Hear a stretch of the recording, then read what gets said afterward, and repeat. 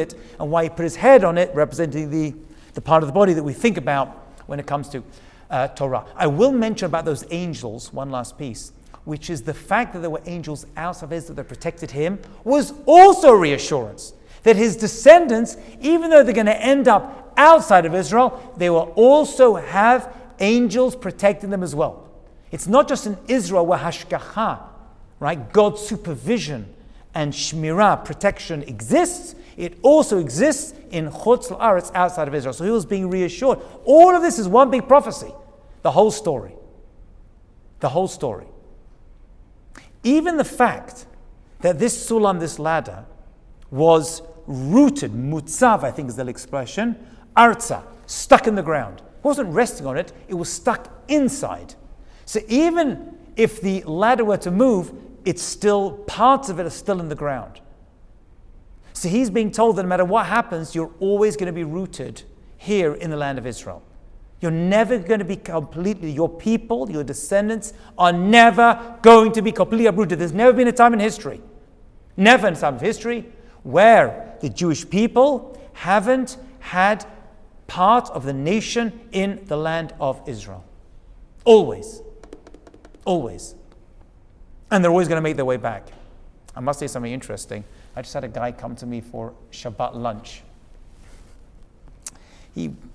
Single guy, nice kid, 32-year-old guy.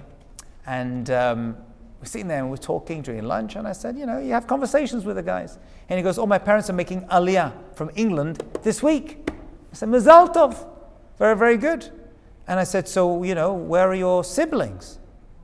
And he starts to list where his siblings are. And it takes him about 10 minutes. Because he is, Bli Ayin Hara, one of 18 children. 18 kids. I'm not telling you. He goes, I'm the youngest of all 18. And all 18, his father was the butcher of his town. And all 18 came out religious. All of them are married except him. I think he's the last one. He's looking for a shidduch. He kept mentioning it. His father puts on a Zoom call every single week, Erev Shabbat, for a couple of minutes with the entire family. So they get together so he can give it to Torah, so they all can discuss it over Shabbat. And they're all over the world, but many of them went back to Israel. And he's making Aliyah this week. Imagine that. What? Nachat. But there's no twins. Although Ali, stick a couple of twins, maybe a few triplets, a little bit of Yaakov and stick them together. No. And he said to me, I want my family, my home to be just like my parents' home. Those are his exact words. Can you imagine that? Wow. Okay. But there are Jewish people. Their power to be successful and to build your families with Chutz La'aretz and to go back to the land of Israel is rooted in Yaakov Avinu. He was the trailblazer when it came to this. Okay, he had 12, right? Maybe more. But the 12 that we know about, they all go back. They all go back. Mamash. It's unbelievable. It's unbelievable.